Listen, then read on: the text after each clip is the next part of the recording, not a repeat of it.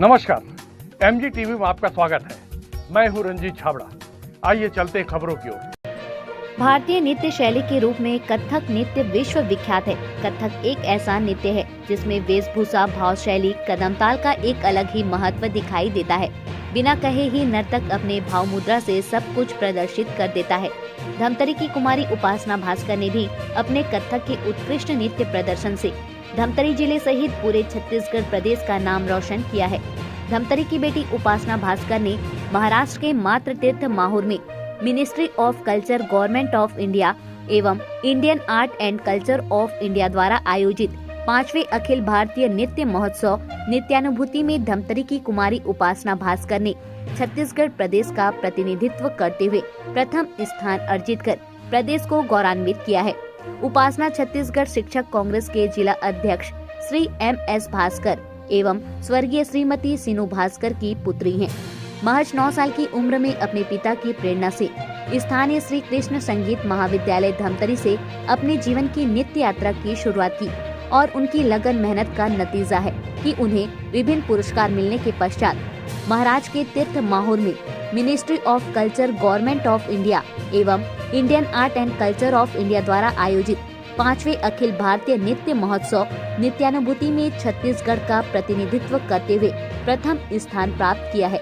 उपासना की इस उपलब्धि पर परिवारजन एवं शहरवासियों ने प्रेषित कर उनकी उज्जवल भविष्य की कामना की।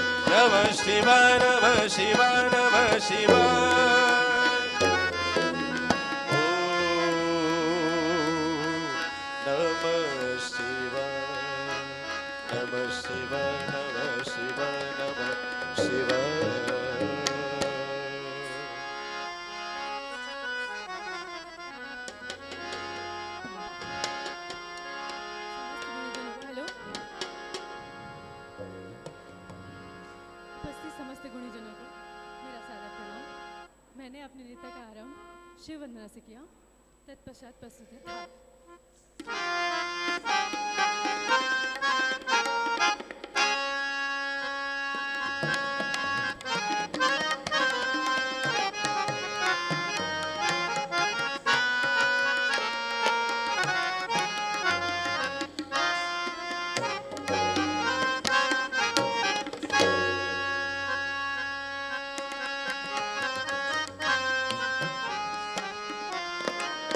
अपनी कथक नृत्य की शुरुआत तो यहीं धमतरी से श्री कृष्णा संगीत महाविद्यालय से की है।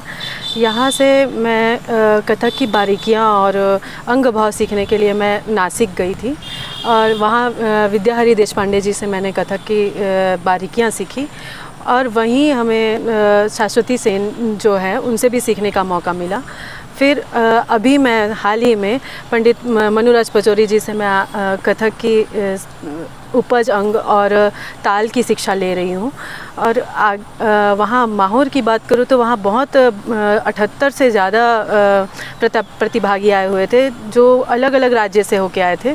मणिपुर, आसाम, गुजरात, कलकत्ता, ऐसे बड़े बड़े शहरों से लोग आए हुए थे और छत्तीसगढ़ का प्रतिनिधित्व करते हुए मैं वहाँ प्रथम स्थान लेके आई कथक में। और वहाँ मुझे कथक में माहौरगढ़ में मुझे certificate of merit in dance मिला और वहाँ संगत में थे मेरे गुरु पंडित मनुराज पचौरी जी और श्री कृष्णा संगीत महाविद्यालय के प्राचार्य श्री वीरेंद्र साहू जी थे। और बहुत क्या बोलूँ, हाँ, वहाँ के लोगों ने बहुत अच्छे से हमारा स्वागत और बहुत अच्छा अप्रिशिएट किया हम लोगों का। वहाँ जो कलकत्ता से डांसर्स आए हुए थे, कथक केंद्र से डांसर आए हुए थे, उन सब से थोड़ी अच्छा रिस्पांस मिला हमको, देख के बहुत खुशी हुई।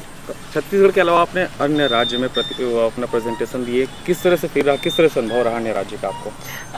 छत्तीसगढ़ में जो कथक है और यहाँ जो परफॉर्मेंस हुई, यहाँ बहुत अच्छा अनुभव रहा यहाँ भी। और बाहर में ये देखने को मिला कि वहाँ कंपटीशन ज़्यादा है।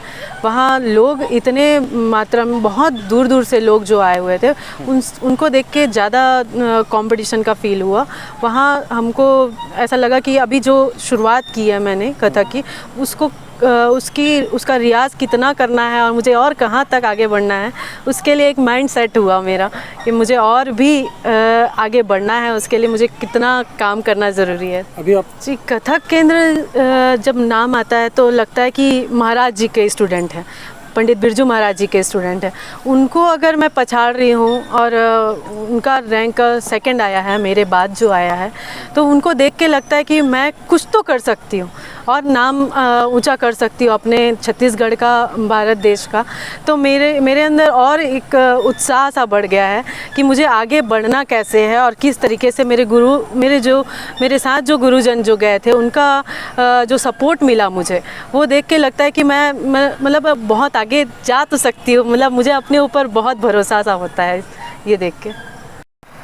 जी, अभी महाराष्ट्र के माहौर में एक कथक का बहुत बड़ा महोत्सव था, जिसमें मेरी शिष्या उपासना भास्कर ने करीब 78 बल्कि शायद उससे ज़्यादा प्रतिभागियों को पछाड़कर प्रथम स्थान प्राप्त किया है। ये उनकी दूसरी उपलब्धि है। इससे पहले वो अखिल भारतीय नाट्य नर्तन का खिताब अपने नाम कर चुकी हैं। वो बहुत ब्राइट स्टूडेंट हैं और उनसे न केवल धमतरी को बल्कि प्रदेश को बहुत उम्मीदें हैं।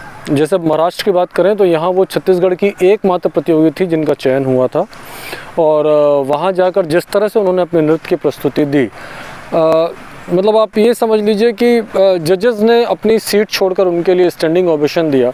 इससे बड़ी बात मेरा ख्याल है, ये मेरे लिए बहुत बड़ी उपलब्धि है कि मुझे ऐसी टैलेंटेड स्टूडेंट मिली, उसे सिखाने का मौका मिल रहा है। और यदि मैं बात उनके डेडिकेशन की करूं, समर्पण की करूं, तो शायद आज के यूथ को भरोसा ना हो, लेकिन यदि वो एक बार घुंघरू बांधती हैं तो मिनिमम 4 से 5 घंटे उनके पाँव में घुंघरू रहता है। सर, आपको कैसा फील होता है जब आपके जो छात्र हैं वो इस मुकाम तक पहुंचते हैं, और किस तरह से आप उसे प्रेरित करते हैं? कैसा फील होना चाहिए गुरु को जब उसका छात्र यहाँ तक पहुँचता है? तो निश्चित रूप से छाती चौड़ी होती है।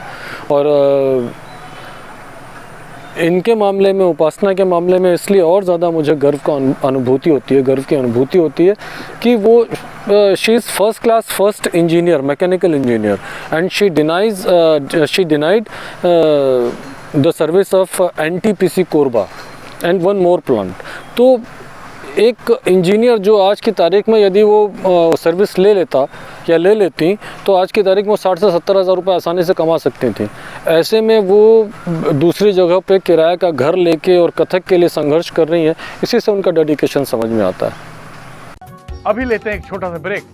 आप देखते रहिए MG TV, क्योंकि खबरों का सिलसिला यहाँ थमता नहीं।